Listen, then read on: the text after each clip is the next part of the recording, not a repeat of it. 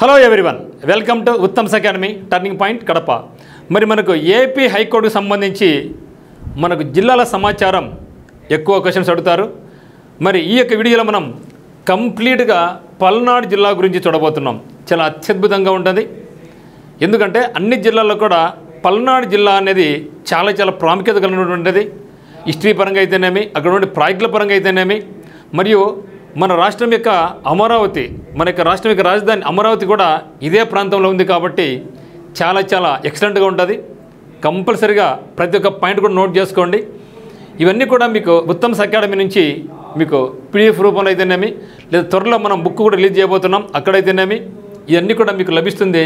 మరి యొక్క వీడియో మనం కంప్లీట్గా జిల్లాల సమాచారంలో భాగంగా మనం చేసేటువంటి ఇక పల్నాడు జిల్లా అంటే మొత్తం 26 జిల్లాల్లో కూడా జిల్లా వైజ్ చేసుకుంటూ వస్తున్నాం. ఇవన్నీ కూడా ఏపీ హైకోర్టు కానీ, మీరు ఫ్యూచర్లో రాయబడేటువంటి ఏపీపీఎస్సీ గ్రూప్ 1 కావచ్చు, గ్రూప్ 2 కావచ్చు, గ్రూప్ 4 కావచ్చు, మరియు ఎస్ఐ కానీ, కానిస్టేబుల్స్ కానీ, ఫారెస్ట్ డిపార్ట్మెంట్స్ ఏ జాబ్ అయినా పర్లేదు, అన్ని రకాల పోటీ పరీక్షలకు ఈ యొక్క జిల్లాల సమాచారం అనేది చాలా ఇంపార్టెంట్గా ఉంటుంది.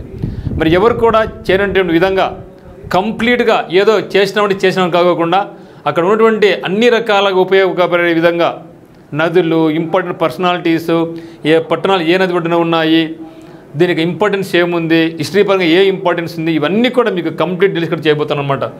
మరి మీకు ఒకవేళ ఈ కోర్స్ కావాల్సిన వాళ్ళు ఉత్తమ్స్ అకాడమీ యాప్ను మీరు కింద డిస్క్రిప్షన్ లింక్ ఉందన్నమాట. మరి మనకు యాప్ను డౌన్లోడ్ చేసుకొని మీకు కోర్స్ నచ్చితే పర్చేజ్ చేసుకోవచ్చు. ఆన్లైన్ బ్యాచ్ స్టార్ట్ అయింది ఈ ఆంధ్రప్రదేశ్ హైకోర్టుకు సంబంధించి. మరి మీకు ఎటువంటి డౌట్స్ ఉన్నా కూడా 8688080802కి మీరు కాల్ చేయండి. అదేవిధంగా కింద డిస్క్రిప్షన్లో ప్రతి జిల్లాకు సంబంధించినటువంటి వాట్సాప్ లింక్ ఉంది. మరి మీరు ఏ జిల్లాకు చెందిన వాళ్ళైతే ఇవన్నీ కూడా పాత జిల్లాల ప్రకారం ఆ యొక్క జిల్లాలో మీరు జాయిన్ అయితే మీకు అన్నీ కూడా అక్కడ అప్డేట్స్ మీకు వస్తూ ఉంటాయి అన్నమాట. సో ఇక్కడ చూస్తే మీరు అన్నీ కూడా చాలా అత్యద్భుతంగా ఉంటాయి మిత్రమా. మరి చూద్దాం. సో మరి కంప్లీట్ డీటెయిల్స్ ఇక్కడ మనం చూస్తున్నాం. ఇక్కడ చూస్తే పల్నాడు జిల్లా, ఓకే, పల్నాడు జిల్లా. మరి పల్నాడు జిల్లా మ్యాప్ ఇదన్నమాట. ఆంధ్రప్రదేశ్లో పల్నాడు జిల్లా మనకు ఇక్కడ ఉంటుంది. సో ఇది మనకుంటే పల్నాడు జిల్లా అన్నమాట. అంటే ఇక్కడ చూస్తే మన పల్నాడు జిల్లాను చూస్తే ఇక్కడ తెలంగాణ ఉంది. అంటే తెలంగాణతో పల్నాడు జిల్లా ఏమైంది, సరిహద్దు పంచుకుంటూ ఉంది. సముద్రం లేదు, పల్నాడు జిల్లాకు సముద్రము లేదన్నమాట. మరి చూస్తే జిల్లా కేంద్రం నరసరావుపేట. సో నరసరావుపేట కేంద్రంగా ఈ యొక్క పల్నాడు జిల్లా అంటే ప్రధాన చూడండి, వైఎస్ఆర్ కడప జిల్లా అనుకోండి, హెడ్ క్వార్టర్స్ కడప. చిత్తూరు జిల్లాకు హెడ్ క్వార్టర్స్ చిత్తూరు. సో కానీ ఇక్కడ అంటే చాలా వాటికి ఏముందంటే నెల్లూరు పొట్టి శ్రీరాములు జిల్లా నెల్లూరు. సో చాలా వాటికి ఆ యొక్క పేర్లు ఉంది. కానీ ఇక్కడ మాత్రం పల్నాడు డిస్టిక్.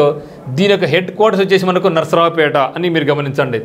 మరి దీనికి సరిహద్దు జిల్లాలు ఏమున్నాయంటే పక్కన ఎన్టీఆర్ జిల్లా ఉంది, బాపట్ల జిల్లా ఉంది, గుంటూరు జిల్లా ఉంది. ఈ 3 జిల్లాలు ఉన్నాయి. మరి సరిహద్దు రాష్ట్రం ఏముందంటే మనకు తెలంగాణ రాష్ట్రం ఉంది. ఇక తెలంగాణ రాష్ట్రంలో కూడా మనకు 2 జిల్లాలు దీంతో సరిహద్దుగా ఉన్నాయి. ఒకటి సూర్యాపేట జిల్లా, ఇంకోటి తీసి నల్గొండ జిల్లా. అంటే మొత్తం మీద అయితే మాత్రం తెలంగాణతో 2 జిల్లాలతోనూ, మన ఆంధ్రప్రదేశ్తో 3 జిల్లాలతోనూ పల్నాడు జిల్లా అనేది మనకు బార్డర్గా ఉందన్నమాట. మరి పల్నాడు జిల్లా ఎప్పుడు ఏర్పడిందంటే ఇది కొత్తగా ఏర్పాటు కాబడింది 2022వ సంవత్సరం ఏప్రిల్ 4వ తేదీన నరసరావుపేట కేంద్రంగా మనకు యొక్క కొత్త జిల్లా ఏర్పడింది. గతంలో ఇది గుంటూరు జిల్లాలో భాగంగా ఉండేది. సో గుంటూరు జిల్లాలో బాగుండేది. ఎప్పుడైతే గుంటూరు జిల్లా నుంచి పల్నాడు విడిపోయిందో ముఖ్యమైన ప్రదేశాలన్నీ కూడా ఇప్పుడు పల్నాడుకి రావడం జరిగింది. ఏ విధంగా అయితే కర్నూలు నుంచి మనకు నంద్యాల జిల్లా విడిపోయిందో అప్పుడు ఏమైంది, మనకు కర్నూలులో ముఖ్యమైన ప్రాంతాలన్నీ కూడా నంద్యాలకు రావడం జరిగింది. సో అన్నీ కూడా మంచి అన్నీ కూడా నంద్యాలలోనే ఉన్నాయి మనకు. అదేవిధంగా ఇక్కడ కూడా గుంటూరు నుంచి ఎప్పుడైతే పల్నాడు విడిపోయిందో అన్ని ముఖ్యమైన ప్రదేశాలన్నీ కూడా మనకు పల్నాడుకి రావడం జరిగిందని మీరు భావించండి. మరి ఇక్కడ ముఖ్యంగా జిల్లాలో నాగార్జున సాగర్ ఆనకట్ట చాలా ఇంపార్టెంట్ వన్ అనమాట. సో నాగార్జున సాగర్ ఆనకట్ట అయితేనేమి, మరి దేశంలోనే 2వ అతిపెద్ద బౌద్ధ స్తూపం అనేటువంటి అమరావతి స్తూపం అయితేనేమి, కోటప్పకొండ దేవాలయం అయితేనేమి, ఎత్తిపోత జలపాతం అయితేనేమి, కపోతేశ్వర స్వామి దేవాలయం, దీన్ని చేజలని కూడా అంటాం, కొండవీడు కోట, ధ్యానబుద్ధ స్టాట్యూ అనేవి ఇక్కడ ఈ యొక్క పల్నాడు జిల్లాలో ముఖ్యమైనటువంటి పర్యాటక కేంద్రాలుగా విడుదలతో ఉన్నాయన్నమాట. మరి చూస్తే జిల్లా యొక్క ప్రత్యేకత ఏముందంటే మాచర్ల దగ్గర చంద్రవంక నదిపై ఎత్తిపోత జలపాతం కలదు. ఇది మనకు చాలా ఇంపార్టెంట్. ఓకే, సో మాచర్ల దగ్గర పల్నాడు జిల్లాలోని మాచర్ల దగ్గర చంద్రవంక మీద చంద్రవంక నది మీద ఎత్తిపోతల జలపాతం ఉంది. ఎత్తిపోతల జలపాతం అడగచ్చు అనమాట. ఎత్తిపోతల జలపాతానికి ప్రధాన నీటి వనరు ఏదంటే చంద్రవంక నది. చంద్రవంక నది అనమాట. మరి పల్నాడు జిల్లాలో అగ్నిగుండాల వద్ద రాగి నిక్షేపాల గనులు ఉన్నాయి. ఇది మనకు ఏపీపీఎస్ ఎగ్జామినేషన్స్లో గతంలో చాలాసార్లు అడగడం జరిగింది. పల్నాడు జిల్లాలోని అగ్నిగుండాల వద్ద రాగి నిక్షేపాలు ఉన్నాయి. ఈ విధంగా అనంతపురం జిల్లాలో మనకు బంగారు గనులు ఉన్నాయో అదేవిధంగా ఇక్కడ మనకు రాగి నిక్షేపాలు ఉన్నాయి. పల్నాడు జిల్లాలోని అగ్నిగుండాల వద్ద రాగి నిక్షేపాలు ఉన్నాయన్నమాట. రాష్ట్రంలో కూడా అత్యధిక ఉష్ణోగ్రత నమోదయ్యే ప్రదేశం ఇక్కడ మనకుంది. అది ఎక్కడుందంటే రెంటచింతల. మరి రాష్ట్రంలో ప్రతి సంవత్సరం కూడా అత్యధిక ఉష్ణోగ్రత మనకు నమోదవుతూ ఉంటుంది. ఆ యొక్క నమోదయ్యే ప్రదేశం కూడా మనకు ఎక్కడుందంటే పల్నాడు జిల్లాలో ఉంది. అది ఎక్కడంటే రెంటచింతల. ప్రతి సంవత్సరం కూడా సమ్మర్ వచ్చినప్పుడు రెంటచింతల మనకు వార్తలో నిలుస్తూనే ఉంటుంది. మరి అత్యధిక ఉష్ణోగ్రత నమోదయ్యే ప్రదేశం కూడా రెంటచింతల. అది కూడా మనకి పల్నాడు జిల్లాలోనే ఉందన్నమాట. అది కూడా ఎక్కడుందంటే మాచర్ల. రెంటచింతల మాచర్ల. ఇది ఎక్కడది? మాచర్ల. ఓకే, మాచర్ల పల్నాడు జిల్లాలోనే ఉందన్నమాట. అదే మాదిరిగా పల్నాడు యోధులైనటువంటి నలగామరాజు హిస్టరీ పరంగా కింగ్డమ్స్ చాలా ఇంపార్టెంట్ పర్సన్స్ అన్నమాట. వీళ్ళు పల్నాడు యోధులైనటువంటి నలగామరాజు, బ్రహ్మనాయుడు, ఓకే, తర్వాత నాయకురాలు నాగమ్మ ఈ ప్రాంతానికి చెందిన వాళ్ళే. చూసారా, నేను కూడా ఫస్ట్ తెలియదండి, ఎక్కడెక్కడ ఉంది అనుకుంటున్నా, కానీ పక్కనే ఉంది తెలియదండి. సో మరి పల్నాడు యుద్ధం జరిగింది కదా, ఇక పల్నాడు యుద్ధాన్ని మహాభారత యుద్ధంతో పోలుస్తారు. ఇది మహాభారత యుద్ధంలో కూడా అన్నదమ్ముల మధ్య ఫైట్ జరుగుతుంది. ఇక్కడ కూడా సేమ్ పల్నాడు యుద్ధం కూడా అన్నదమ్ముల మధ్య జరుగుతుంది. కాబట్టి ఇక పల్నాడు యుద్ధాన్ని మన మహాభారత యుద్ధంతో కూడా దీన్ని మనం ఆంధ్ర మహాభారతం అని కూడా అంటాం. పల్నాడు యుద్ధాన్ని ఆంధ్ర మహాభారతం పేరుతో పిలుచుకుంటాం. అటువంటి గొప్ప విశిష్ట ప్రాధాన్యత ఉన్నటువంటి పల్నాడు యుద్ధం కూడా ఇక పల్నాడు జిల్లాలోనే మరికి జరిగిందన్నమాట. వీళ్ళు ఎవరంటే నలగామరాజు అయితేనేమి, బ్రహ్మనాయుడు అయితేనేమి, నాగరాలు నాగమ్మ అయితేనేమి ఈ ప్రాంతానికి చెందిన వాళ్ళే. పల్నాడు యుద్ధం ఈ జిల్లాలోనే జరిగింది. అందుకే దీని పేరు కూడా పల్నాడు జిల్లాకు చెంది. కాబట్టి పల్నాడు యుద్ధం కూడా ఇదే జిల్లాలో జరిగింది. మరి చూస్తే కోటప్పకొండ ధ్యాన బుద్ధ స్టాట్యూ, అంటే బుద్ధుని ధ్యాన బుద్ధ ఉండేది ఈయన అమరావతి. తర్వాత Lakshmi Chennakeshwara Swamy temple in Macherla. So Macherla మనం ఉన్నాయి కదా. తర్వాత ఎత్తిపోతల ఫాల్స్, ఎత్తిపోతల జలసాయం మరియు బుద్ధిస్ట్ మోన్యుమెంట్స్ అన్నీ కూడా ఎక్కడున్నాయి? బుద్ధిస్ట్ మోన్యుమెంట్స్ ఇక్కడ అనూపులో ఉన్నాయి. సో బుద్ధిస్ట్ మోన్యుమెంట్స్ మనకు ఈ యొక్క పల్నాడు జిల్లాలో బుద్ధిస్ట్ మోన్యుమెంట్స్ ఎక్కువ ఎక్కడ ఉన్నాయంటే మనకు అనూపులో ఉన్నాయి. అదే మాదిరి మనకు నాగార్జునకొండ, కోటప్పకొండ కూడా ఇక్కడ మనకు చాలా ఇంపార్టెంట్వి. మరి విశిష్టమైన ప్రదేశాలే కాదు, ఇక్కడ చాలా ఇంపార్టెంట్ అయినటువంటి పర్సనాలిటీస్ కూడా ఈ యొక్క జిల్లాకు చెందిన వాళ్ళు ఉన్నారు. వాళ్ళు ఎవరంటే పల్నాటి బ్రహ్మనాయుడు, పల్నాడు కింగ్డమ్. సో పల్నాడు రాజ్యానికి రాజు అయినట్టు పల్నాటి బ్రహ్మనాయుడు. అదే మాదిరిగా నాయకురాలు నాగమ్మకు ఒక విశిష్టమైనటువంటి పేరుంది. ఎందుకంటే మన భారతదేశ చరిత్రలో ముఖ్యంగా రాజులంటే మగవాళ్ళే ఉంటారు, కానీ ఇక పల్నాడు నాయకురాలు నాగమ్మ అంటే ఈ యొక్క రాజు కింగ్డంలో కూడా చాలా ముఖ్య భూమిక పోషించింది నాయకురాలు నాగమ్మ. ఈమె కూడా పల్నాడు కింగ్డమ్ అనమాట. తర్వాత గుర్రం జాషువా గారు పోయట్ అనమాట. గుర్రం జాషువా గారు ఈయన పోయట్. మరి కాసు బ్రహ్మానంద రెడ్డి గారు మనకు ఏమిటంటే ఒక ముఖ్యమంత్రిగా ఉండడం జరిగింది. Third CM of United Andhra Pradesh and 11th union minister of home affairs. కాబట్టి మనకు కాసు బ్రహ్మానంద రెడ్డి గారు మన యునైటెడ్ ఆంధ్రప్రదేశ్కు ముఖ్యమంత్రిగా పనిచేయడం జరిగింది. తర్వాత ఈయన మహారాష్ట్ర గవర్నర్ కూడా పనిచేయడం జరిగింది. తర్వాత భవనం వెంకటరామిరెడ్డి గారు, ఈయన కూడా మన ఆంధ్రప్రదేశ్ రాష్ట్రానికి ముఖ్యమంత్రిగా పనిచేయడం జరిగింది. సో భవనం వెంకటరామిరెడ్డి గారు 8th chief minister of Andhra Pradesh అనమాట. అంటే కాసు బ్రహ్మానంద రెడ్డి అయితేనేమి మరియు భవనం వెంకటరామిరెడ్డి గారు అయితేనేమి వీరిద్దరు కూడా పల్నాడు జిల్లాకు చెందిన వాళ్ళే. మరియు కోడలి శివప్రసాదరావు, ఈయన వచ్చేసి మన ఆంధ్రప్రదేశ్ తెలంగాణ విడిపోయిన తర్వాత మనకు కొత్తగా ఏర్పడినటువంటి మన ఈ యొక్క అసెంబ్లీకి స్పీకర్గా, అంటే మొట్టమొదటి స్పీకర్ ఎప్పుడు డిబేట్ అయిపోయిన తర్వాత మొట్టమొదటి స్పీకర్ ఏం చేసినంటే ఈయన ఏమంటే కోడలి శివప్రసాదరావు గారు. ఓకే, కోడల శివప్రసాదరావు గారు ఫస్ట్ స్పీకర్ ఆఫ్ ఆంధ్రప్రదేశ్. ఎప్పుడు సో కొత్తగా న్యూగా ఏర్పడిన తర్వాత మనకు కోడలి శివప్రసాదరావు గారు కూడా మనకు స్పీకర్గా ఉన్నారనమాట ఈయన. సో ఈయన తర్వాత అండ్ ఫార్మర్ హోమ్ మినిస్టర్ అనమాట ఈయన. ఓకే, కాబట్టి అంటే పల్నాటి బ్రహ్మనాయుడు అయితేనేమి, నాయకురాలు నాగమ్మ అయితేనేమి, గుర్రం జాషువా గారు అయితేనేమి, తర్వాత కాసు బ్రహ్మానందరెడ్డి గారు అయితేనేమి, తర్వాత భవన్ వెంకటరామరెడ్డి గారు అయితేనేమి, కోళ్ళి శివప్రసాద్ రావు అయితేనేమి, వీళ్ళందరూ కూడా ఈ యొక్క పల్నాడు జిల్లాకు చెందిన వాళ్ళే. తర్వాత చూస్తే ఇక్కడ మనకు ముఖ్యంగా ఈ యొక్క ప్రాజెక్ట్ పరంగా చూసుకుంటే నాగార్జున సాగర్ శ్రీశైలం టైగర్ రిజర్వ్ కూడా ఈ జిల్లాలో కూడా ఉంది. అంటే దేశంలోనే అతిపెద్ద టైగర్ రిజర్వ్ ఏదంటే మనకు నాగార్జున సాగర్ శ్రీశైలం టైగర్ రిజర్వ్. మరి శ్రీశైలం ఎక్కడుంది? మనకు నంద్యాల జిల్లాలో ఉంది.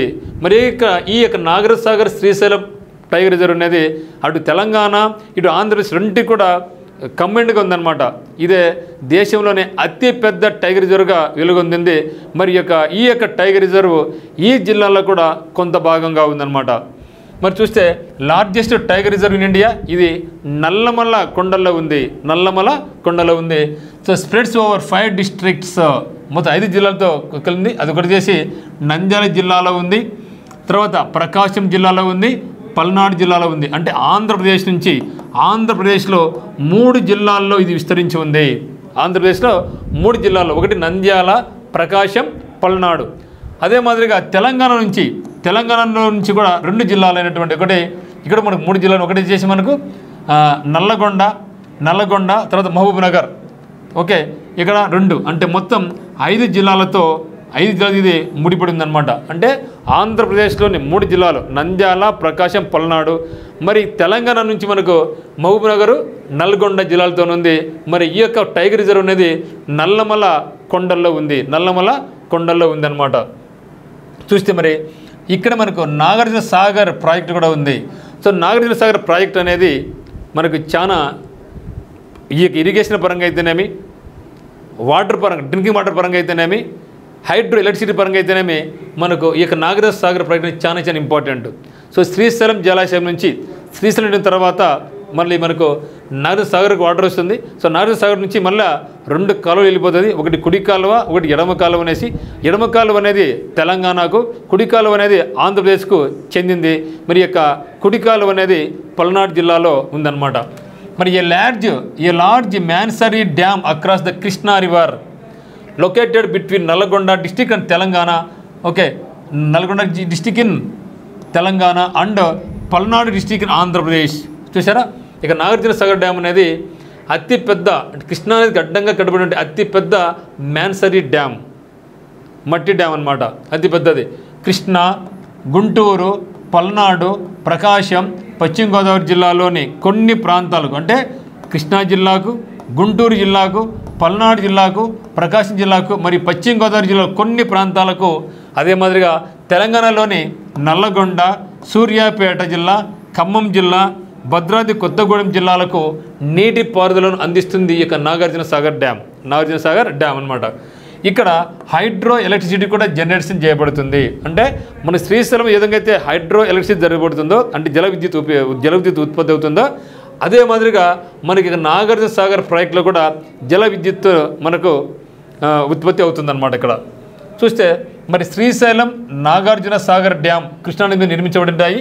శ్రీశైలం అయితేనేమి, మరి నాగార్జున సాగర్ అయితేనేమి 2 కూడా కృష్ణానది మీద నిర్మించబడ్డాయి.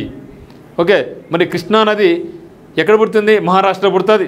సో మహారాష్ట్రలో పుట్టి కర్ణాటక, తెలంగాణ, ఆంధ్రప్రదేశ్ వచ్చి తర్వాత కృష్ణానది కృష్ణా జిల్లాలో ఎండ్ అవుతుంది. అది బాగా గుర్తుపెట్టుకోండి. కృష్ణానది మహారాష్ట్రలో పుట్టి మరి మన ఆంధ్రప్రదేశ్లోని కృష్ణా జిల్లాలో అది బే ఆఫ్ బెంగాల్ కలిసిపోతుంది. అది మీరు పాయింట్ గుర్తుపెట్టుకోండి. ఓకే, ఇక్కడ చూస్తే మరి శ్రీశైలం డ్యామ్ అయితేనేమి, మరి నాగార్జున డ్యామ్ అయితేనేమి ఈ రెండు కూడా కృష్ణానది నిర్మించబడ్డాయి. అదేవిధంగా విజయవాడకు పోతే, ఎన్టీఆర్ జిల్లాకు పోతే అక్కడ ప్రకాశం బ్యారేజ్ కూడా ప్రధాన నీటి వనరు ఏదంటే మనకు కృష్ణా జిల్లా, మళ్ళీ కృష్ణా నదిదే. మరి డిసెంబర్ 10, 1955లో జవహర్లాల్ నెహ్రూ గారు అధికారికంగా ఇక నిర్మాణానికి శంకుస్థాపన చేశారు. So not only Nagarjuna Sagar, even Srisailam dam కూడా దాన్ని శంకుస్థాపన చేసింది ఎవరంటే మన మొట్టమొదటి ప్రధాని అయినటువంటి జవహర్లాల్ నెహ్రూ గారే. అదేవిధంగా నాగార్జున సాగర్ డ్యామ్ కూడా అంతే. దీన్ని కూడా శంకుస్థాపన చేసింది ఎవరంటే మన దేశ మొట్టమొదటి ప్రధాని అయినటువంటి జవహర్లాల్ నెహ్రూ గారే. ఈ 2 ప్రాజెక్టులు శ్రీశైలం చేసినప్పుడైతే మనకు ముఖ్యమంత్రి ఎవరంటే నీలం సంజీవ్ రెడ్డి గారు. ఇక్కడికి నీలం సంజీవ్ రెడ్డి గారే ఉన్నారన్నమాట. మరి ఆ తర్వాత 12 ఇయర్స్కు ఈ యొక్క ప్రాజెక్ట్ అనేది కంప్లీట్ కావడం జరిగింది. అంటే 1955లో ఏర్పాటు చేస్తే 1967లో నాగార్జున సాగర్ ప్రాజెక్టు కంప్లీట్ కావడం జరిగింది. The reservoir water was released in to the left and right banks canals by prime minister Indira Gandhi on 4th August 1967. అంటే శంకుస్థాపన చేసిందేమో మొట్టమొదటి ప్రధాని జవహర్లాల్ నెహ్రూ గారు. తర్వాత దీన్ని ఓపెన్ చేసింది అంటే 2 కెనాల్స్ ద్వారా 2 కెనాల్స్ ఓపెన్ చేసినారంటే శ్రీమతి ఇందిరాగాంధీ గారు. అప్పుడు 1967లో మన దేశ ప్రధానమంత్రి ఎవరంటే ఇందిరాగాంధీ గారు. అంటే నాయన శంకుస్థాపన చేస్తే కంప్లీట్ ఎవరు వచ్చినారంటే ఇందిరాగాంధీ గారు రావడం జరిగిందనమాట. మరి ఇది ఇక్ష్వాకుల రాజుల రాజధాని నాగార్జునకొండ తర్వాత శాతవాహనులు కూడా నాగార్జునకొండను రాజధానిగా చేసుకొని పరిపాలించారు. ఓకే, ఇక నాగార్జున పేరు ఎందుకు వచ్చిందంటే నాగార్జున సాగర్. ఇక్ష్వాకుల రాజుల యొక్క రాజధాని ఏదంటే నాగార్జునకొండ.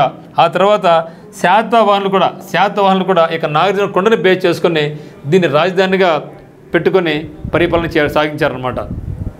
నేను చూస్తే నాగార్జున సాగర్ డ్యామ్. సో ఇది నాగార్జున సాగర్ డ్యామ్. ఇది దేశంలోనే కాదు ప్రపంచంలోనే అతిపెద్ద మ్యాన్సరీ డ్యామ్ అనమాట, మట్టి నిర్మాణం. ఓకే, ఇక్కడ ముఖ్యంగా చూస్తే మనం ఇక నాగార్జున సాగర్ ఉంది కదా. ఇక నాగార్జున సాగర్ అనేది శ్రీశైలం నుంచి వస్తుంది. శ్రీశైలం నుంచి వాటర్ వచ్చిన తర్వాత నాగార్జున పడిపోద్ది. ఇక నాగార్జున డ్యామ్ ఏమవుతుందంటే మళ్ళీ ఇది కూడా తెలంగాణకు మరి ఆంధ్రప్రదేశ్కి ఇది కూడా ఉమ్మడి ప్రాజెక్టే. అదేవిధంగా నాగార్జున సాగర్ కూడా 2 రాష్ట్రాలకు ఉమ్మడి ప్రాజెక్టే. ఇక్కడి నుంచి నీళ్ళు ఇక్కడికి వస్తాయన్నమాట. ఆ తర్వాత ఇదేమవుతుందంటే నాగార్జున సాగర్ 2 కాలువలు విడిపోతుంది. ఒకటేమో ఎడమ కాలువ విడిపోతుంది, ఇంకోటేమో కుడి కాలువ విడిపోతుంది అనమాట. ఎడమ కాలువ వచ్చేసి ఇది తెలంగాణలో ప్రవహిస్తుంది, మరి కుడి కాలువ వచ్చేసి ఇది ఏపీలో ప్రవహిస్తుంది. మరి ఎడమ కాలువ వచ్చేసి దీని పేరు ఏమిటంటే లాల్ బహదూర్ శాస్త్రి కాలువ. ఈయన కూడా దేశ ప్రధానిగా పనిచేయడం జరిగింది, లాల్ బహదూర్ శాస్త్రి. ఈయన విదేశాల్లో మరణించినటువంటి ప్రధానమంత్రి ఎవరంటే లాల్ బహదూర్ శాస్త్రి. తాష్కెంట్ ఒప్పందం జరిగింది పాకిస్తాన్కు మనకు. తాష్కెంట్లో అక్కడ సైన్ అగ్రిమెంట్ అయిన తర్వాత ఆ రోజు నైట్ హార్ట్ అటాక్తో మన లాల్ బహదూర్ శాస్త్రి గారు చనిపోయినారు. కాబట్టి అడగచ్చు అనమాట, భారతదేశం ఏ ప్రధాని ఎవరు విదేశాలలో మరణించారంటే లాల్ బహదూర్ శాస్త్రి గారు మరణించారు. ఇక్కడ ఈ యొక్క ఎడమ కాలువ అంటే తెలంగాణ పక్కన దాని పేరేమో లాల్ బహదూర్ శాస్త్రి కాలువ అంటాం. మరి ఆంధ్ర పక్కన ఉన్నటువంటి కుడి కాలువను ఏమంటామంటే మనం జవహర్లాల్ నెహ్రూ కాలువ అంటాం. ఇది ఎక్కడుందంటే మనకు పల్నాడు ప్రాంతంలో ఉందన్నమాట. పల్నాడు ప్రాంతంలో మనకు ఉందన్నమాట. సో ఈ విధంగా ఇక్కడ నాగార్జున సాగర్ డ్యామ్ అనేది 2 కాలువ విడిపోయి ఒక కాలువేమో తెలంగాణలో, రెండో కాలువేమో ఏపీలో ప్రవహిస్తూ ఉంటుంది. తర్వాత చూస్తే కుడి కాలువ పేరు జవహర్లాల్ కాలువ, ఇది వచ్చేసి మనకు లాల్ బహదూర్ శాస్త్రి కాలువ. గుర్తుపెట్టి చాలా ఇంపార్టెంట్ మిత్రం అవి. తర్వాత చూస్తే కృష్ణానదిపై నిర్మించబడ్డ ఆనకట్టలో నాగార్జున సాగర్ అతి పెద్ద బహుళార్థ సాధక ప్రాజెక్టు. అంటే ఎక్కడది ఏర్పాటు కాబట్టి ఎక్కడ పుట్టుతుంది మనకు? మహారాష్ట్ర, తెలంగాణ, కర్ణాటక, తెలంగాణ, ఆంధ్రప్రదేశ్ ఈ అన్ని చోట్ల కూడా అనేక రకాల ప్రాజెక్టులు కడుతూ వచ్చినారు. ఈ అన్ని ప్రాజెక్టులు కూడా అతిపెద్ద డ్యామ్ ఏదంటే మనకు ఇది మనకు నాగార్జున సాగర్ ప్రాజెక్ట్ అనమాట. ఆచార్య నాగార్జునుడు ఈ ప్రాంతంలో బోధన చేసినట్టు చారిత్రక ఆధారాలు కూడా ఉన్నాయి. ఆచార్య నాగార్జునుడు ఈ ప్రదేశాల్లో బోధనలు ఫ్రీ చేయడం జరిగిందనమాట. ఇది దేశంలోని జలాశయాల సామర్థ్యంలో 2వ స్థానంలో, ఆనకట్ట పొడవులో మొదటి స్థానంలో ఉంది. అంటే ఇంత పెద్ద పొడవు ఆనకట్ట దేశంలో ఎక్కడ లేదన్నమాట. అతి పొడవైనటువంటి ఆనకట్ట ఏదంటే నాగార్జున సాగర్. మరి సామర్థ్య పరంగా ఎక్కువ నీటి స్టోరేజ్ పరంగా తీసుకుంటే ఇది 2వ స్థానంలో ఉంటే, పొడవు పరంగా ఇది దేశంలోనే మొదటి స్థానంలో ఉంది అన్నమాట. మరి ఈ ఆనకట్టను మొదట్లో నందికొండ ప్రాజెక్ట్ అనేవాళ్ళు. ఓకే, ఇక నాగార్జున సాగర్ ప్రాజెక్టును మొట్టమొదట ఏమనేవాళ్ళు? నందికొండ ప్రాజెక్ట్ అనేవాళ్ళు. నందికొండ ప్రాజెక్ట్ అనేవాళ్ళు. ఈ యొక్క ప్రదేశానికి ఉన్న చారిత్రక ప్రాధాన్యం వల్ల నాగార్జున సాగర్గా ఈ యొక్క ప్రాజెక్టు పేరును పెట్టడం జరిగింది. అంటే ఇది ఈ యొక్క ప్రాజెక్టు ఎట్లా కట్టబడిందంటే కోస్లా కమిటీ సిఫార్సు ప్రకారం యాక్చువల్గా ఇది ఏర్పాటు చేయబడినప్పుడు తమిళనాడు వాళ్ళు కూడా మాకు దాంట్లో భాగం కావాలా ఇట్లా రావాలని అడగడం జరిగింది. బట్ ఈ యొక్క కోస్లా కమిటీ నివేదిక ప్రకారం కానీ మన ముఖ్యమంత్రి అప్పుడు ఒప్పుకోవడం లేదనమాట. లేదు ఇది మాది అనవడంతో అది తమిళనాడు పోలేదు. ఓకే, మరి ఇది ఏ కమిటీ ప్రకారం ఏంటంటే ఇది కోస్లా కమిటీ సిఫార్సు మేరకు 1955 డిసెంబర్ 10వ తేదీన శంకుస్థాపన చేయడం జరిగింది. 1967లో ప్రాజెక్టు నిర్మాణం పూర్తి కాబడింది అనమాట. అడగచ్చు అనమాట, ఈ యొక్క నాగార్జున సాగర్ ప్రాజెక్టు ఏ కమిటీ సూచన మేరకు నిర్మించబడింది అంటే కోస్లా కమిటీ అని గుర్తుపెట్టుకోండి. కోస్తా గుర్తుపెట్టుకోండి, మన కోస్తా కదా ఎక్కువగా ఇది కోస్తాకు ఇది ఎక్కువగా నీటిలో ఎక్కడికి ఇస్తుంది, కోస్తాకు ఇస్తుంది కదా, కోస్తాకు ఇస్తుంది కదా, కాబట్టి కోస్తా కాస్త కోస్ట్లా అనుకోండి. ఓకే, ప్లీజ్ రిమెంబర్, ఈ యొక్క నాగార్జునసాగర్ డ్యామ్ వాటర్ అంతా కూడా ఎక్కువ ఎగిరిపోతుందంటే కోస్తా జిల్లాకి వెళ్తుంది. కోస్తా జిల్లాలు కాబట్టి కోస్తా అని ఏమనుకుంటే మీరు కొద్దిగా కోస్ట్లా అనుకుంటే అయిపోయాయి. కాబట్టి కోస్ట్లా కమిటీ నివేదిక ప్రకారం కోస్ట్లా కమిటీ సిఫార్సుల మేరకు నాగార్జునసాగర్ డ్యామును కట్టడం జరిగిందనమాట. నెక్స్ట్ చూస్తే 2005 డిసెంబర్ 10వ తేదీన స్వర్ణోత్సవాలను సాగర్ జరుపుకుంది. సాగర్ నిర్మాణ సమయంలో ఆసులు బాగినటువంటి వారి కోసం స్మారక స్తూపాన్ని వైఎస్ రాజశేఖర గారు ఆవిష్కరించారు. అంటే ఇది 2005 కదా, 1955 కదా. సో 1955 2005 ఇది 10న స్వర్ణోత్సవాలు జరపడం జరిగింది యొక్క డ్యామ్. ఆ సందర్భంలో ఈ యొక్క నాగార్జునసాగర్ ఒకరు ఎవరైతే నిర్మాణ సమయంలో అనేక వందల మంది కూలి చనిపోయింటారు కదా, సో వాళ్ళందరినీ స్మరించుకుంటూ ఇక్కడ ఒక స్తూపాన్ని ఏర్పాటు చేయడం జరిగింది.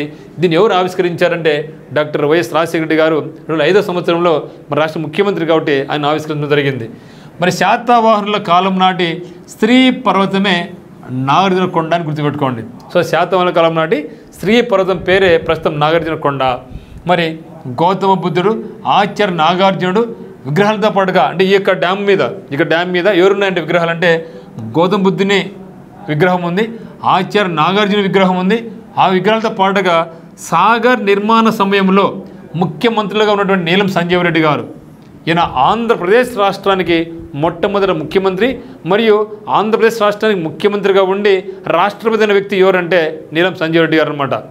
సంజీవ్ రెడ్డి, అదేవిధంగా కాసు బ్రహ్మానంద రెడ్డి, ఓకే, వీళ్ళు ముఖ్యమంత్రిగా ఉన్నారు కానీ వీళ్ళ విగ్రహాలు కూడా ఇక్కడ ఉన్నాయి. అదే మాదిరిగా ఇంజనీరింగ్ నిపుణుడైనటువంటి కేఎల్ రావు, సో కేఎల్ రావు విగ్రహం కూడా ఇక్కడ ఏర్పాటు చేయడం జరిగింది. తర్వాత సాగర్ మొదటి చీఫ్ ఇంజనీర్ అయినటువంటి జాఫర్ అలీ, వీళ్ళ యొక్క విగ్రహాలు కూడా ఇక్కడ ఆవిష్కరించబడ్డాయి అన్నమాట.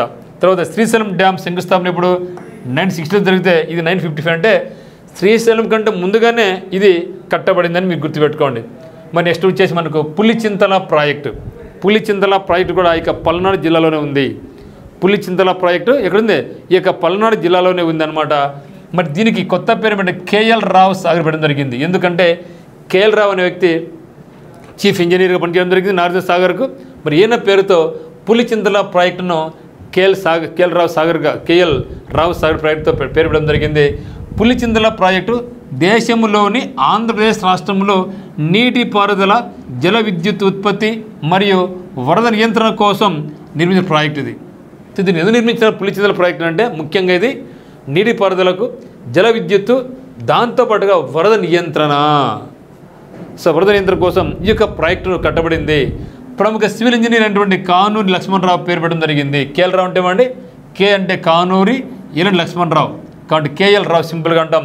పశ్చిమ గోదావరి, కృష్ణా, గుంటూరు, పల్నాడు, ప్రకాశం రైతులకు కీలకమైనటువంటి నీటిపారుదల ప్రాజెక్ట్ ఏదంటే మనకు పులిచింతల ప్రాజెక్టు అడగచ్చు. సో పులిచింతల ప్రాజెక్ట్ ఎక్కడ ఉంది అని, మరి పులిచింతల గ్రామం వద్ద పల్నాడు జిల్లాలో దీన్ని ఏర్పాటు చేయడం జరిగింది. నిర్మాణ ప్రారంభం ఎప్పుడంటే ఆగస్టు 8, 2009 సంవత్సరంలో. మరి ఇది ఎప్పుడు పూర్తయిందంటే 2013, అంటే 4 ఏళ్ళు పట్టిందనమాట. 4 ఏళ్ళు పట్టింది.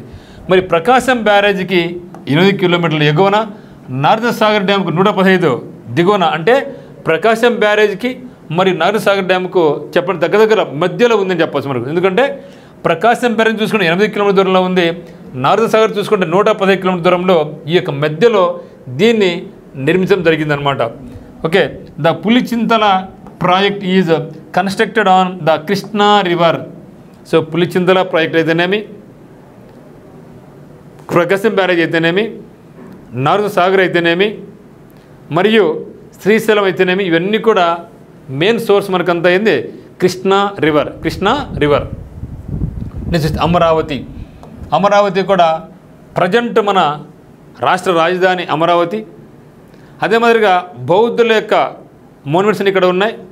సో దాన్ని బేస్ చేసుకొని మన రాష్ట్ర రాజధాని అమరావతి పెట్టడం జరిగింది. ఇక్కడ అమరావతి కూడా ఎక్కడుందంటే పల్నాడు జిల్లాలోనే ఉంది. గతంలో గుంటూరు జిల్లాలో ఉండేది, ఇప్పుడు విడిపోయిన తర్వాత ఇది పల్నాడు జిల్లాకి వెళ్ళిపోవడం జరిగిందనమాట. పల్నాడు కృష్ణా తీరాన ఉన్నటువంటి ప్రముఖ బౌద్ధ క్షేత్రం క్రీస్తు పూర్వం 2వ శతాబ్దంలో, క్రీస్తు పూర్వమే 2వ శతాబ్దంలో నుండి క్రీస్తు శకం 2వ శతాబ్దం వరకు శాతవాహనులు ఎవరనేది శాతవాహనాస్ మరి ఇక శాతవాహనులు ఏం చేశారంటే ఈ యొక్క అమరావతిని కేంద్రంగా చేసుకొని ఈ యొక్క అమరావతిని పరిపాలించడం జరిగిందనమాట.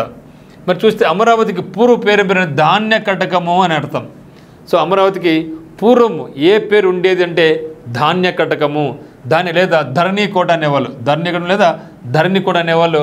పంచరామాల్లో మొదటగా అమరావతి ప్రసిద్ధి చెందింది. పంచరామం 5 రామాలు, అది కూడా చూస్తాం. అంటే పంచ 5 రామాలయాలు. సో అది కూడా చూడడం జరిగింది ఇక్కడ.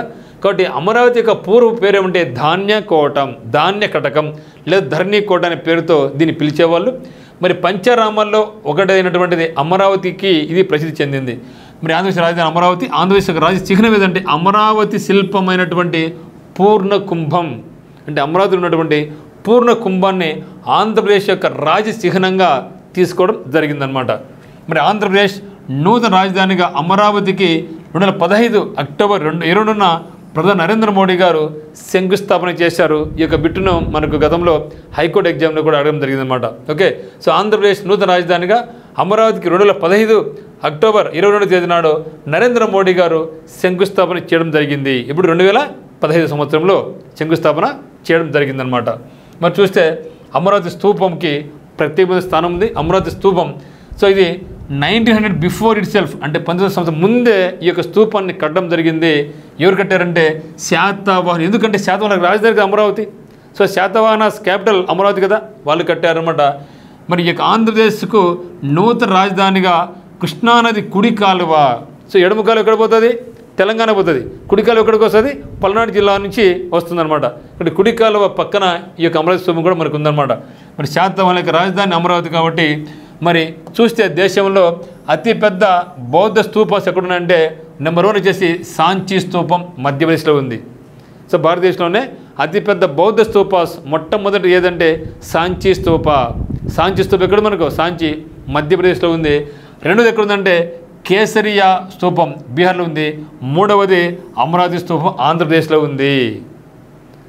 ఓకే, మూడవది ఆంధ్రప్రదేశ్ రాజధాని అమరావతి స్తూపం ఇక్కడ మనకు ఉందన్నమాట. నెక్స్ట్ చూస్తే కోటప్ప కొండ. కోటప్ప కొండ పాట కూడా ఉంది. కోటప్ప కొండకు వస్తానని మొక్కుకున్న ఉంది కదా. సో అటువంటి ఇంపార్టెంట్ ఇంకోటి ఏమంటే కోటప్ప కొండ. ఇక కోటప్ప కొండ మనం ఏంటంటే మనం శ్రీ త్రికుటేశ్వర స్వామి, త్రికుటేశ్వర 3 ఉంటాయండి. త్రికుటేశ్వర స్వామి దేవాలయం కూడా దీన్ని పిలవడం జరుగుతుంది. ఇది ఎక్కడుందంటే పల్నాడు జిల్లా నరసరావుపేట దగ్గరలో త్రికుటేశ్వర ఆలయం ఉంది. 3 అంటే 3 అని గుర్తుపెట్టుకోండి. త్రికుటేశ్వర ఆలయం ఎక్కడుందంటే పల్నాడు జిల్లాలో ఉందన్నమాట. త్రికుటేశ్వర స్వామి ఆలయం ఉన్న కొండను ఏ కోణ నుండి చూసినా 3 శిఖరాలు కనబడుతూ ఉంటాయన్నమాట. అందుకే దీనిపై త్రికుట అని చెప్పడం జరిగింది. ఓకే, త్రికుటేశ్వర స్వామి ఆలయం ఉన్న కొండను ఏ కోణ నుండి చూసినా కూడా 3 శిఖరాలు కనబడుతూ ఉంటాయి. అందుకే ఇక్కడ దీన్ని త్రికుటాచలేశ్వరుడు అని అనడం జరుగుతుందన్నమాట. మరి ఈ 3 శిఖరాలు ఏంటవయ్యా అంటే బ్రహ్మశిఖరం, బ్రహ్మశిఖరం, రుద్రశిఖరం, రుద్రశిఖరం మరియు విష్ణు శిఖరం. ఈ 3 పేర్లు అనమాట.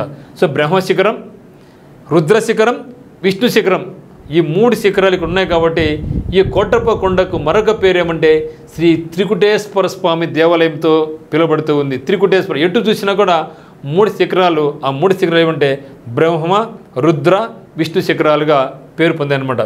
మహాశివరాత్రి నాడు లక్షల మంది భక్తులు ఈ యొక్క తిరునాళ్ళకు వస్తూ ఉంటారు అన్నమాట. మరి చూస్తే బ్యాటిల్ ఆఫ్ పానిపట్, పల్నాడు, పల్నాడు యుద్ధం. బ్యాటిల్ పానిపట్ ఇది పల్నాడు, పానిపట్టు ఇది పల్నాడు. సో ఎక్కడ జరిగిందంటే ఇది కారంపూడిలో జరిగింది. కారంపూడి ఏమిది? బ్యాటిల్ ఆఫ్ పల్నాడు, పల్నాటి యుద్ధం చరిత్రలోనే లిఖితం తగ్గిందనమాట. దీన్నే ఇక పల్నాటి యుద్ధానికి మరొక పేరు ఏమంటే ఆంధ్ర మహాభారతం ఉంటుంది. మహాభారతం అంటే ఏమి? కౌరవులు పాండవుల మధ్య యుద్ధం జరిగింది కదా మహాభారతం. అందరూ దగ్గర బంధువులే కదా, అన్నదమ్ములే కదా, చిన్న పెద్దల బిడ్డలే కదా. అదేవిధంగా ఆంధ్రప్రదేశ్లో కూడా దగ్గర సంబంధం వాళ్ళ అన్నదమ్ముల మధ్య, చిన్న పెద్దల బిడ్డల మధ్యనే ఈ యుద్ధం జరిగింది. కాబట్టి ఇక పల్నాడు యుద్ధాన్ని మనం ఏమంటామంటే ఆంధ్ర మహాభారతం అంటాం, ఆంధ్ర మహాభారతం అంటాం. సో పల్నాడు యుద్ధం జరిగిన స్థలం వాటిది చరిత్ర. మరి మనకు చరిత్ర ప్రసిద్ధి చెందినటువంటి పల్నాడు యుద్ధం ఎక్కడ జరిగిందంటే కారంపూడిలో జరిగింది. కారంపూడి ఎక్కడుందంటే పల్నాడులో ఉంది, పల్నాడు జిల్లా. ఈ యొక్క పల్నాడు యుద్ధానికి ఒక విశిష్టత ఉందండి. దీన్ని మనం ఆంధ్ర మహాభారతం అంటాం. సో మహాభారత యుద్ధం అంటే ఏమి? కౌరవులు పాండవులు ఎవరికి యుద్ధం జరిగింది? అన్నదమ్ముల మధ్యనే కదా, చిన్న పెద్దన బిడ్డల మధ్యనే కదా యుద్ధం జరిగింది. అదే మాదిరిగా ఈ యొక్క పల్నాడు యుద్ధంలో కూడా అన్నదమ్ముల మధ్య అంటే చిన్న పెద్దన బిడ్డల మధ్యనే జరిగిందనమాట. అందుకని దీన్ని ఏమంటామంటే అంటే ఆ యొక్క మహాభారత యుద్ధానికి ఈ పల్నాడు యుద్ధానికి దగ్గర పోలిక ఉంది కాబట్టి ఏం చెప్తారంటే ఇక పల్నాడు యుద్ధాన్ని ఆంధ్ర మహాభారత యుద్ధం అంటాం. ఆంధ్ర మహాభారతం అనుకోవడం జరుగుతుందన్నమాట. మరి కారంపూడిలో చెన్నకేశ్వర స్వామి ఆలయం ఉంది. పల్నాటి వీరులు ఉపయోగించినటువంటి ఆయుధాలను ఇక్కడ మ్యూజియంలో భద్రపరచడం జరిగింది. ఒకవేళ మనం పల్నాటి ఇక్కడ కారంపూడికి వెళ్తే కంపల్సరీగా మనం ఈ యొక్క మ్యూజియం సందర్శించి ఆ యొక్క రాజులు ఉపయోగించినటువంటి కత్తులు కటార్లను మనం బాగా అక్కడ చూడవచ్చు అనమాట. మరి పల్నాటి యుద్ధం నలగామరాజు అంటే ఈ యొక్క నలగామరాజు అంటే గురజాల రాజ్యం అనమాట. గురజాల రాజ్యం ఇప్పుడు మనం చూస్తే అక్కడ గురజాల ఊరు కూడా ఉంది మిత్రమా.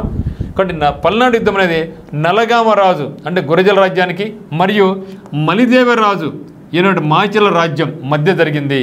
అంటే ఏ రాజ్యాల మధ్య యుద్ధం జరిగిందంటే మనం ఏం చెప్పాలి, గురజాల రాజ్యానికి మరియు మాచల రాజ్యానికి జరిగింది. మరి గురజాల రాజ్యాన్ని పరిపాలించేది ఎవరంటప్పుడు నలగామరాజు, మరి మాచలను పరిపాలించేది ఎవరంటే మలిదేవరాజు. వీళ్ళిద్దరి మధ్య యుద్ధం జరిగింది. అయితే నలగామరాజు ఎవరయ్యా అంటే నలగామరాజు సవతి తల్లి సోదరుడే మలిదేవరాజు. సో దగ్గర బంధుత్వమే కదా, రక్త సంబంధాలు దగ్గర ఉన్నాయి కదా. మరి నలగామరాజుకు నాయకురాలు నాగమ్మ మద్దతు ప్రకటించింది. ఎవరికి? నలగామరాజుకు. ఎవరైనా నలగామరాజు గురజాల రాజ్యానికి రాజుగా ఉన్నటువంటి నలగామరాజుకు నాయకురాలు నాగమ్మ మద్దతు ఇవ్వగా మరి ఇక మలిదేవరాజుకు బ్రహ్మనాయుడు మద్దతు ఇచ్చాడు. ఇద్దరికి గొప్పలే, ఏం తక్కువలేం కాదు. మరి ఇక మలిదేవరాజుకు బ్రహ్మనాయుడు మద్దతు ఇచ్చాడు. ఈ యొక్క యుద్ధంలో ఎవరు గెలిచారయ్య అంటే నలగామరాజు విజయం సాధించాడు. యుద్ధంలో మలిదేవరాజు మరణించారు. ఆ తర్వాత కొన్ని సంవత్సరాల తర్వాత ఆ యొక్క రాజ్యం పతనమైపోతుంది అనమాట. తర్వాత చూస్తే కొండవీడు కోట చాలా ఇంపార్టెంట్ వన్. ఈ యొక్క కొండవీడు కోట కూడా మనకి ఎక్కడుందంటే పల్నాడు జిల్లాలో ఉంది. మరి కొండవీడు కోటను ఎవరు కట్టారంటే రెడ్డి రాజు నిర్మించారు. కొండవీడు కోట ఎవరు కట్టించారు? రెడ్డి రాజు నిర్మించడం జరిగింది. మరి 1328 నుంచి 1482 మధ్య రెడ్డి రాజుల యొక్క రాజధాని ఏదంటే కొండవీడు. ఓకే, ఇక రెడ్డి రాజులు కొండవీడుని బేస్ చేసుకొని కొండవీడు రాజధానిగా పెట్టుకొని ఈ యొక్క ప్రదేశాన్ని ఇల్లు పరిపాలించారన్నమాట. మరి రెడ్డి రాజుల పూర్వపు రాజధాని ఏదంటే అద్దంకి. ఓకే, సో రెడ్డి రాజుల యొక్క పూర్వపు రాజధాని అద్దంకి నుండి తమ యొక్క రాజధాని కొండవీడికి మార్చారనమాట. ఓకే, సో మొట్టమొదటి మాత్రం ఇక రెడ్డి రాజుల యొక్క రాజధాని ఏదంటే అద్దంకి. తర్వాత అద్దంకి రాజధానిని చేంజ్ చేసినట్టు వాళ్ళు కొండవీడికి తమ యొక్క రాజధానిని మార్చుకోవడం జరిగిందనమాట.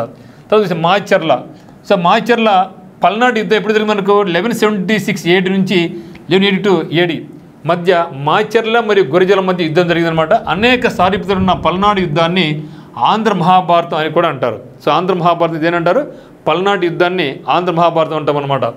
మరి హైహయ యాదుల యొక్క వంశం, ఈ హైహయ రాజులు మాచర్ల చెన్నకేశ్వర దేవాలయం నిర్మించారని చెప్పడం జరుగుతుంది. ఓకే, తర్వాత హైహయ రాజులకు మంత్రి ఎవరంటే బ్రహ్మనాయుడు. సో బ్రహ్మనాయుడు ఏం చేశారు? ఇక్కడ మద్దతు ప్రకటించారు కదా.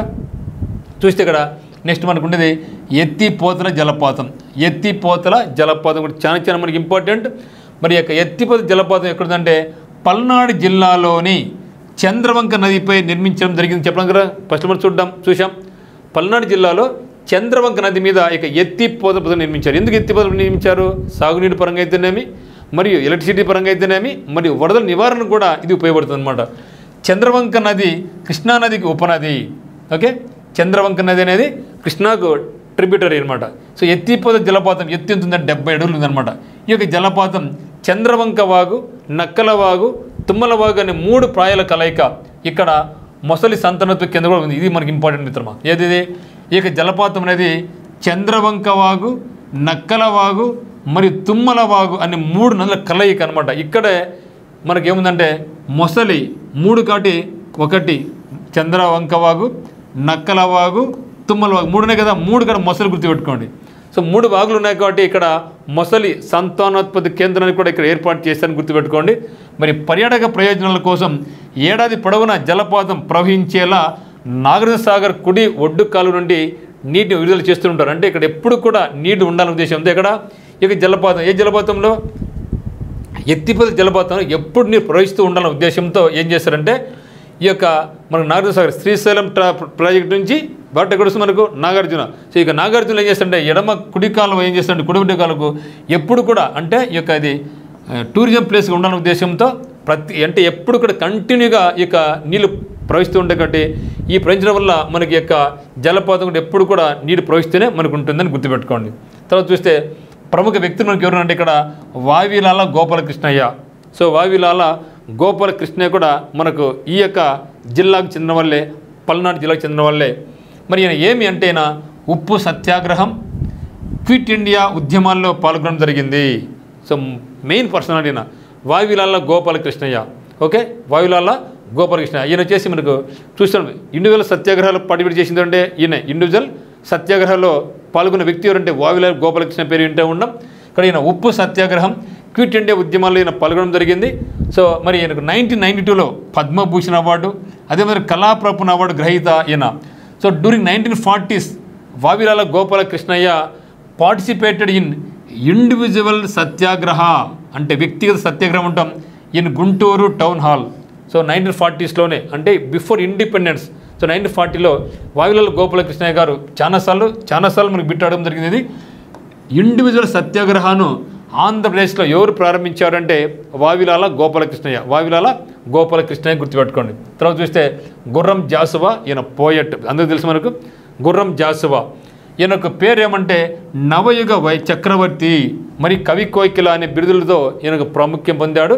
సో నవయుగ చక్రవర్తి మరియు కవి కోకిల అనే బిరుదులతో ఈయనకు గుర్రం జాసువా గారికి పేరుందనమాట. ఈయనకు రచనలు ఏమంటే ముఖ్యంగా కవితా విశారద, మధుశ్రీనాథ, విశ్వకి సామ్రాట్, గబ్బిలం అంటే బ్యాట్, గబ్బిలం చూస్తే మనం గబ్బిలం అంటే బ్యాటు, ఫిర్దౌసి అంటే ఏ రెబల్ అని అర్థం ఫిర్దౌసి, మరి కాందిసీకుడు అంటే ఏమంటే ఏ రెఫ్యూజీ, మరి ముంతాజ్ మహల్. ఈ యొక్క పుస్తకాలు ఈయన రచించారు. ఏంటున్నాయి మనకు ముఖ్యంగా కవితా విశారద, మధుశ్రీనాథ, కవి సామ్రాట్, గబ్బిలం, ఫిర్దౌసి, కాందిసీకుడు మరియు ముంతాజ్ మహల్. వీరితో పాటు అనేక రచనలు ఈయన ఇవి ప్రముఖమైన రచనలు. గుర్రం జాసువా గారి యొక్క ప్రముఖమైన రచనలు ఏవి అంటే కవితా విశారద, మధుశ్రీనాథ, విశ్వై సామ్రాట్, గబ్బిలం, ఫిర్దౌసి అంటే రెబల్ అని, కాందిసీకుడు అంటే రెఫ్యూజీ అని, మరియు ముంతాజ్ మహల్ అనే పుస్తకాలను అనేక గ్రంథాలను ఈయన గుర్రం జాసువా గారు రచించారు. మరి ఇందులో చూసాం మనం పంచరామాస్ అని. ఎక్కడ మనం ఇక మరి పంచరామాస్ అంటే అమరావతి అనేది పంచరామం చెప్పడం జరిగింది కదా, పంచరామాలు ఒకటి చెప్పడం జరిగింది అమరావతి. మరి ఇక పంచరామాలు అంటే ఏంటివి అంటే దీన్ని మనం పంచరామ క్షేత్రాస్ అని లేదా పంచరామాస్ అని అంటాం. 5 ఏన్షియంట్ హిందూ టెంపుల్స్, పూర్వకాలంలో 5 ప్రాచీనమైన టెంపుల్స్ని మనం ఏమంటామంటే మనం పంచరామాస్ అంటాం. ఇవి డెడికేటెడ్ టు లార్డ్ శివ. ఇవి ఈ యొక్క 5 రామాలు కూడా ఈ యొక్క పంచరామాలు అన్నీ కూడా శివునికి అంకితం చేయబడ్డాయి. ఇక్కడ అన్ని చోట ఎవరుంటే మనకు శివుడు ఉంటాడనమాట. Okay, 5 ancient Hindu temples dedicated to lord Shiva. ఇక 5 కూడా శివుడు కొలువై ఉంటాడు. అవి ఏంటివంటే ఒకటి ద్రాక్షారామం, ఇక్కడ మనకు ద్రాక్షారామంలో ఉంది. తర్వాత సామర్లకోట, తర్వాత అమరావతి, పాలకొల్లు, మరి భీమవరం. ఈ 5 మనం ఏంటంటే పంచరామాస్ అంటాం. ఏంటిది ద్రాక్షారామం, సామర్లకోట, అమరావతి, పాలకొల్లు, భీమవరం. మనకు అడగచ్చు అనమాట ఈ క్రింది వాటిలో ఏది ద్రాక్షారం ఏది మనకు పంచరము కాదు అడగచ్చు అనమాట. ఏది అవును అడుగుతారు, అప్పుడు మనకి గుర్తుపెట్టుకోవాలి. ద్రాక్షారామం, సామర్లకోట, అమరావతి, పాలకొల్లు మరియు భీమవరం. అయితే ద్రాక్షారామం ఓకే, సామర్లకోటకు పేరు కుమారరామం అని, అమరావతి ఓకే, పాలకొల్లుకు పాలు అంటేమి క్షీరరామం అని, భీమవరానికి సోమరామం అని పేర్లు మనకు ఉన్నాయన్నమాట. సో దర్శన మిత్రమా, సో ఇది కంప్లీట్గా మనకు పల్నాడు జిల్లా గురించి ఉన్నటువంటిది. సో వీటితో పాటుగా ఇంకా మనకు తర్వాత చివరిలో మీకు ఏం చేస్తామంటే ప్రతి జిల్లా మీద ఇంకా ఏమైనా పాయింట్స్ మిస్ అయి ఉంటే, కొన్ని పాయింట్స్ మిస్ అయ్యి ఉండే అవకాశం ఉంది. ఆ మిస్ అయిన పాయింట్లన్నీ కూడా మీకు MCQ రూపంలో మీకు అందిస్తామన్నమాట. సో మీకు ఖచ్చితంగా మీకు కోర్స్ నచ్చితే, ఈ యొక్క వీడియో నచ్చితే షేర్ చేయండి, లైక్ చేయండి. మరి ఇక్కడ ఏమైనా పాయింట్స్ అని మిస్ అయి ఉంటే కూడా కింద కమెంట్లు మీరు తెలియజేయండి. ఖచ్చితంగా అవన్నీ కూడా మనం తిరిగి ఇంక్లూడ్ చేయడం జరుగుతుందన్నమాట. సో ఒకవేళ మీకు మనకి హైకోర్టు సంబంధించినటువంటి కానీ, మరి APPSC కానీ, SI కానిస్టేబుల్స్ ఫారెస్ట్ మీరు పోటీ ప్రిపేర్ అవుతూ ఉంటే జిల్లాల సమాచారం అనేది మనకి చాలా ఇంపార్టెంట్. కాబట్టి మనకి కోర్సు కింద డిస్క్రిప్షన్లో ఉత్తమ్ అకాడమీ యొక్క లింక్ ఉందన్నమాట. మరి మనకు యాప్ను డౌన్లోడ్ చేసుకొని మీరు మనకు కోర్స్ నచ్చితే మీరు కోర్స్ పర్చేజ్ చేసుకోవచ్చు. మరి ఉత్తమ్ అకాడమీ యాప్ నందు మీకు ఈ యొక్క ఇదే కాకుండా మీకు ఎస్ఎస్సి అయితేనేమి, banks, railways full course test series అందుబాటులో మీకు ఉందన్నమాట. సో నచ్చితే మాత్రం మీరు చూడండి. మీకు ఎటువంటి డౌట్స్ ఉన్నా కూడా మనకి ఉత్తమ్ అకాడమీ నెంబర్ 8688080802 కాల్ చేయండి. మరి ఆల్రెడీగా అయితే మాత్రం ఏపీ హైకోర్టు సంబంధించినటువంటి బ్యాచ్ అనేది స్టార్ట్ కావడం జరిగింది. సో వీలైతే మీరు ఒకసారి విజిట్ చేసి మన యాప్ను మీరు డిసైడ్ చేసుకోండి. Thank you.